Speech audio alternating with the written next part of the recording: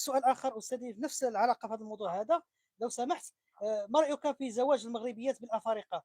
هل في نظرك هل هي قنبلة موثوقة؟ يا أخي، أنا دائما أرد الأمور، لا أنساق مع الانفعالات، نعم، لا أنساق مع الانفعالات، نعم، ولكن أجانب الخلل. فالزواج هو شرع الله، وأن أي فتاة مغربية رأت في نفسها القدرة على العيش مع إفريقي، فما الدافع إلى حصر هذا الجانب هذا؟ ثم أن هناك دعاية مؤخرا سمعت إليها أن ناصر بوريطة أو وزارة الخارجية والتعاون قررت جعل مسافة بين المغربية والأجانب أو الأفارقة، وأنها ربما حجبت وأغلقت هذا الباب. يا أخي، وزارة الخارجية لا تسن القوانين، أكيد. الذي يسن القوانين هي وزارة العدل والمجلس الأعلى للقضاء، وهناك ثلاث سلط منفصلة عن بعضها: التشريعية والتنفيذية والقضائية. إذا لا يمكن لوزارة مستقلة تخصصها يتعلق بالجانب الدبلوماسي وكل ما يتعلق بالجانب الخارجي أن تسن قانونا يتعلق بالزواج. الزواج هو ركن يعني يتعلق بالمواطن، ولدينا قوانين تتعلق بتأطير الزواج المختلط. والزواج المختلط به عدة شروط يحترمها الأجنبي وتحترمها المغربي. فبخصوص ما يروج لها أن وزارة الخارجية لم ترى عيني قط أي بلاغ رسمي في هذا الجانب، عدا السوشيال ميديا وعبر كذا. فبطبيعة الحال الانفعالات وما قام به الأفارقة وكذا تولد عنه تداعيات رأس مالها الإشاعات. أستاذ قارح أبو سالم، كنشكرك جزيل الشكر. أستاذ سالم أبو قارح أبو سالم، يعني وجه إعلامي معروف، كاتب صحفي، تبارك الله عليه، يعني اشتغلت معاه ولي الشرف أن نشتغل معاه، ويعني الله قام بواحد يجازيك قام ويعطيك بواحد الصحة. وقام بواحد البديله ما نساوهاش أستاذ قارح. ترحمنا على الزميل ديالنا محمد أبو طرق مسكين أبو في هذا طارق، النهار. نعم، اللي كانت رحمة واحد الله المجهودات، عليه وشكرا. كنشكرك بزاف أستاذ قارح، والله العظيم أنت الإخوة اللي مشاو معاه. فكنتمنى لكم إن شاء الله يكون عندكم الجزاء ان شاء الله عند الله سبحانه وتعالى. عندنا واحد المواضيع اخرى ان شاء الله استاذي إن شاء بخصوص الله العلاقات بكل ما بين فرح. المغرب واسرائيل، فان شاء الله غادي تكون معنا ضيف يعني إن قوي شاء ان الله. شاء الله بهذه الحلقه. كنشكرك بزاف استاذي القراح، وراك العفو. عزيز وغالي ودائما في القلب. أشكرك وأنوه بك كمواطن مغربي إعلامي مهني حر خارج المملكة المغربية، وأنت بهذه الصفة تحارب فيما يخص الدبلوماسية الموازية التي أرادها عاهل البلاد للبلاد. تحياتي. وشعارنا الواحد: الله الوطن الملك. استاذي الفاضل، الملك. اكيد اكيد. العفو أستاذي عمرك. شكرا جزيلا، شكرا. اذا لنا الشرف ان تكلمنا مع استاذ الكبير القارح ابو سالم، كاتب صحفي، واشتغلت معاه في موقع كاب 24، موقع اخباري الحمد لله. كما كنقولوا خلينا المكان ديالنا وخلينا البصمه ديالنا، الحمد لله على كل حال. الو، السلام عليكم. السلام عليكم اخي رشيد، اتصال مفاجئ من اخ رشيد عزيز من الجاليه المغربيه بايطاليا. تحياتي ليك، الله يحفظك خويا هشام. شكرا على الاستضافة، وشكرا للإخوان والأخوات اللي حضروا معنا منذ بداية هذا المباشر. نعم شكرا لهم كل واحد بالاسم ديالهم، وتحياتي لهم من أعلى القائمة إلى أسفلها. وتحية خاصة أيضا لابتسام، ولاد الغرس، رقية، الأخ عمر، والأخ مرضي، حجي مرضي قيس. تحياتي قيس، لهم. نعم. وشكرا ايضا المداخلات ديال كل من الاستاذ القارح والاستاذ هشام. تحياتي لهم على المداخله القيمه اللي والاستاذ بطبيعه تامي، الحال ايضا غلط. استاذ مم. تامي، مم. عفوا مم. استاذ تامي، تحياتي ليك استاذي تامي. واستاذ الاستاذ القارح. القارح هو اللي اول مداخله ديال الاستاذ تامي، تحياتي ليه. وتحياتي للاستاذ القارح اللي ختم المداخله بعد لحظات. وتنحييك خويا هشام على المجهودات اللي مرحبا، كتقوم هذا واجب. بها في هاد بطبيعة الحال المواضيع اللي تعتبر مثيرة للجدل. تحياتي لك صراحة. ومن ناحية الشكل تنشكر المتدخل الأول أستاذ تامي ياك تابع حقوقي أستاذ بن معلم سامي. تامي الحقوقي، ومن ناحية زعما تنشكرو على المداخلة القيمة نتاعو اللي من ناحية الشكل طرق لمجموعة ديال المشاكل اللي كيعانيها بطبيعة الحال المواطن المغربي من هؤلاء الأفارقة صراحة. هذا تيبشرش بطبيعة الحال بالخير، وبدون لغة تعميم أكيد لغة الجهلاء. تحياتي ليه، تحياتي للأستاذ القارح. وبالتالي من ناحية المضمون غادي نحاول خويا هشام وأنا بدوري بطبيعة الحال نعطيو واحد الرأي مرحبا. بطبيعة الحال باش نزيدو بهاد القناة هشام ماشي إن ان شاء شاء الله الله جزاك إلى الله خير، وهذا بفضل الله القناة بفضلكم إن شاء ايضا. الله. انا كنشكرك بزاف لانك انت مسؤول على القناه من ناحيه اللايف. اذا كان شي خائن ولا شي ذباب الكتروني فكتقضي عليه انت والاخت ابتسام. كنشكركم بزاف. لا شكر على واجب بطبيعة الحال. لا شكر خويا هشام بكل فرح. وتحياتي لخويا العزيز عمر مزوم، تحية خاصة، تحيه سي عمر. تحية خاصة ليه. نعم. الله يعزك، بارك الله فيك. وعلى أي بالنسبة للموضوع بطبيعة الحال باش نمشيو في نفس السياق، مما يثير هجرة الأفارقة مخاوف لدى المغاربة على الصعيد المجتمعي، ويفكرون في الأفق والتزايد والتكاثر وما إلى ذلك، كما تطرح المسألة في جانبها الأمني أيضا. تحياتي لوزير الداخلية، وتحياتي أيضا للسي الحموشي، وتحياتي لرجال الأمن، سواء الأجهزة الأمنية بجميع بطبيعة الحال الاختصاصات ديالها والاستخباراتية والاستعلاماتية. تحياتي لهم. ولكن في هذه العقود الأخيرة اللي تم تغيير الوضع أولا على مستوى تصدير المهاجرين، والحديث هنا بطبيعة الحال المغاربة من الشباب الذين كان حلمهم ولا يزال لدى البعض هو الوصول إلى فردوس أوروبا. وعلى مستوى احتلال بطبيعة الحال المغرب الموقع الجسر للعبور دائما إلى الجنة الشمالية في بطبيعة الحال في دول شنغن، وهو ما كان هدفا لمواجهة من المهاجرين من دول إفريقيا جنوب الصحراء. صار الأمر في رهان المافيات كانت تتعامل مع ظاهرة الهجرة غير المشروعة، أو كما اصطلح عليها إعلاميا في بطبيعة الحال المملكة المغربية ما يسمى بالهجرة السرية، ومرادفها قوارب الموت. تلك سنوات خلت وعبرت إلى غير رجعة، وتحول المغرب فعلا من مصدر إلى محتضن، بل لم يعد بلد عبور، وإنما صار مستقرا للعديد من الأفارقة الذين تخلوا عن حلم العيش في أوروبا ومغامرة الوصول إليه بحلم أكثر واقعية، وهو العيش في المغرب الذي فتح لهم أبواب دون مرايا، ومكنهم من تحقيق التوازن بمنحهم وثائق ثبوتية والاندماج في المجتمع والاشتغال جنبا إلى جنب مع المغاربة. صارت المواطنة الكونية علامة فارقة في المعيش المغربي، وأن يتكاثر المهاجرون الأفارقة من جنوب الصحراء في المغرب ذلك يتحمل تأويلا واحدا، وهو كون الأرض خصبة لزراعة التكافل والرعاية الإنسانية. ليس المهاجر الأفريقي وحده من يصنع اللحظة الفارقة في المقاربة الإنسانية المغربية، بل إن اللاجئ السوري أيضا.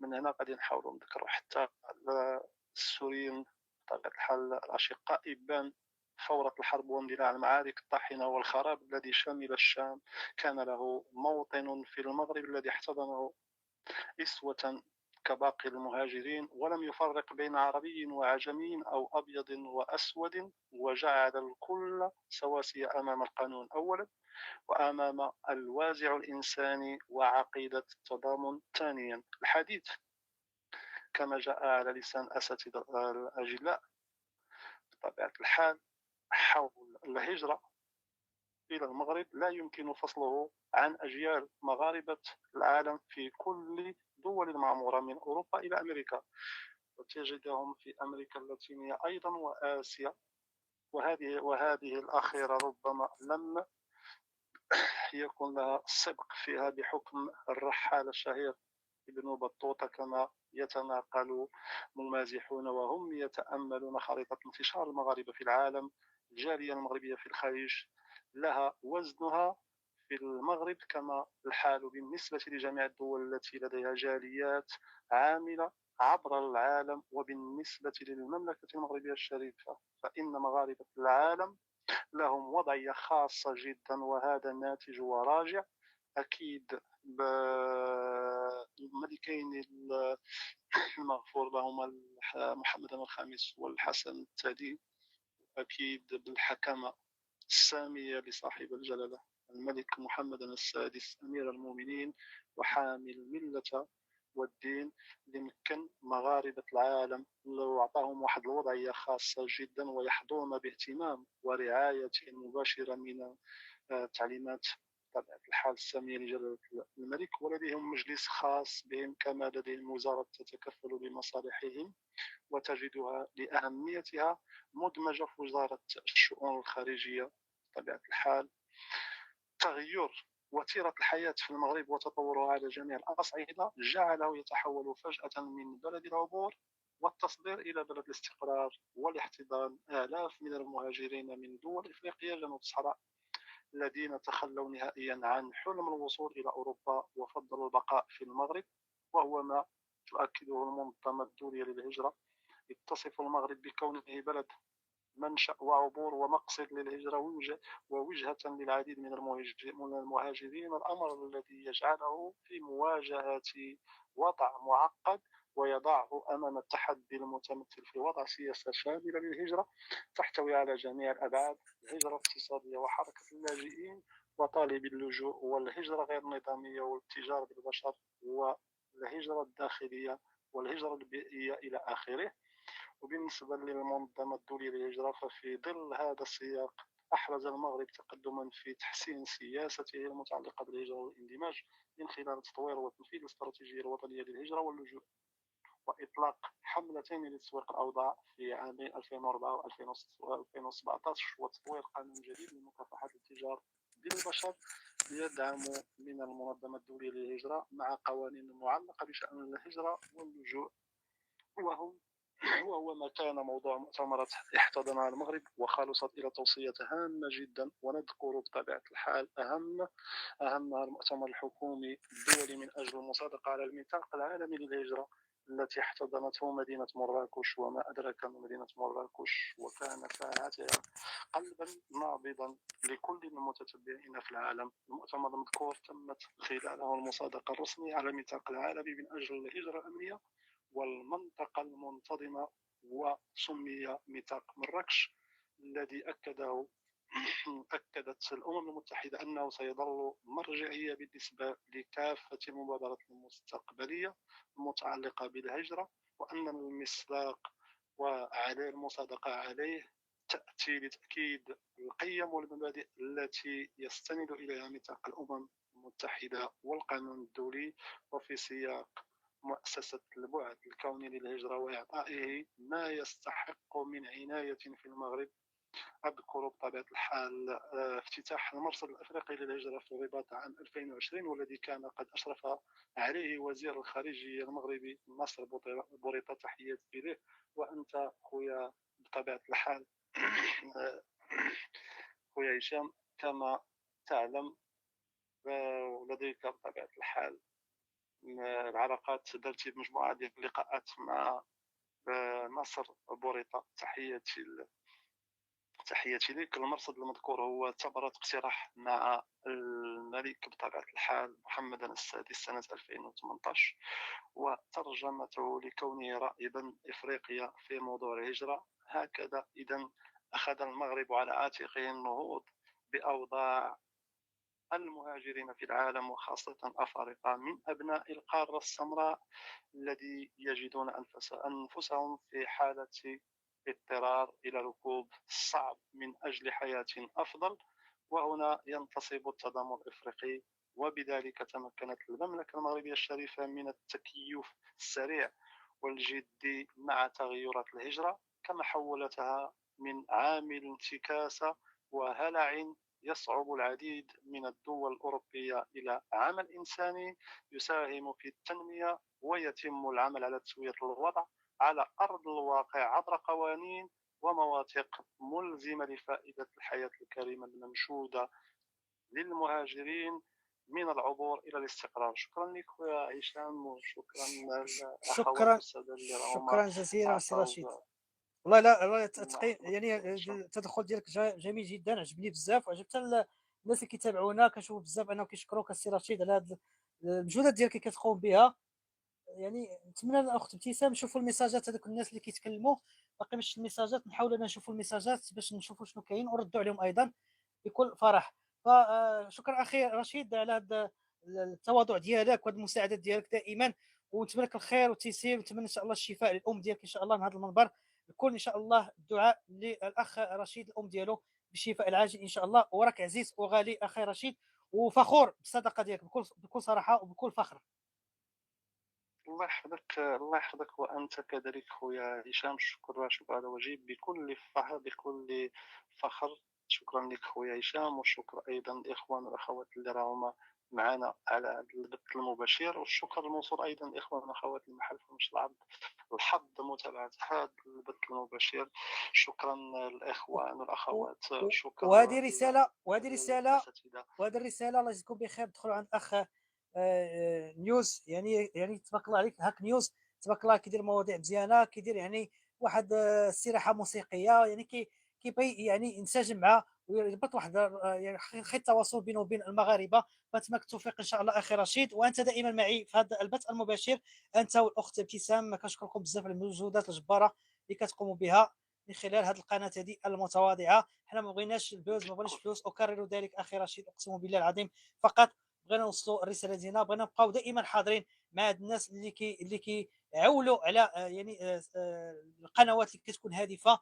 وان شاء الله غيكون مواضيع اخرى بخصوص مواضيع يعني شائكه، مواضيع سخونه كما كنقولوا باللغه ديال التشعبيط. فشكرا بزاف اخي رشيد، وتبارك الله لا عليك.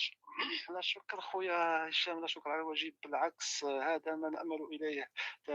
تطرق للمواضيع المثيرة للجدل بطبيعة الحال، وللأمانة نحييك خويا هشام، وكما أشكر الإخوان والأخوات اللي صراحة هم دائما يكونون في الموعد على هذه القناة المغربي في ميشيغان. تحياتي لكم، ونتمنى البارتاج فضلا وليس أمرا، فقط للتنوير. نحن بطبيعة الحال على مواقع التواصل الاجتماعي، هاد لي ريزو سوسيو، لا ننتظر بطبيعة الحال لا جزاء ولا شكورا، ما داخلينش لا على الادسنس اكيد ولا اكيد. لغاية، فقط للتنوير، فقط التضامن مع مشاكل المواطن، معاناة المواطن والمواطنين. هذا ما يحز في أنفسنا. شكرا جزيلا، شكرا لابتسام، تحية خاصة من قناة مغربي في ميشيغان. تحياتي أيضا لمولى الغرس، تحياتي لرقية، وتحياتي لعمر مزون، تحية خاصة للصديق العزيز.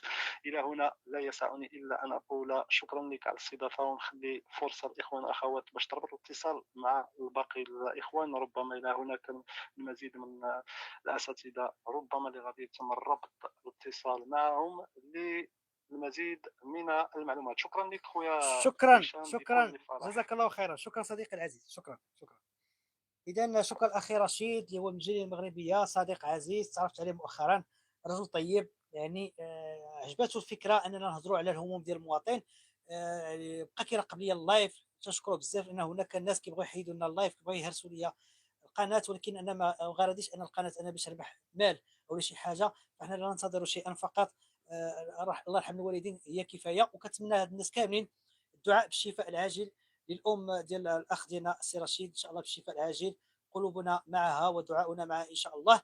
كنشكر لنا الشرف ان الاستاذ الكبير الحقوقي تامي بن معلم اللي كان معنا، يعني وايضا الاستاذ قارح ابو سليم كاتب صحفي، وايضا مدير ديال موقع كاف 24، رجل طيب. يعني عندي معاه بزاف الامور، ولكن غتكون مفاجات بخصوص مواضيع اخر، يعني العلاقات ما بين المغرب واسرائيل ناحيه التطبيع وغيرها. يعني فغتكون مواضيع يعني يعني كنقولوا ساخنه من اجل الراي العام.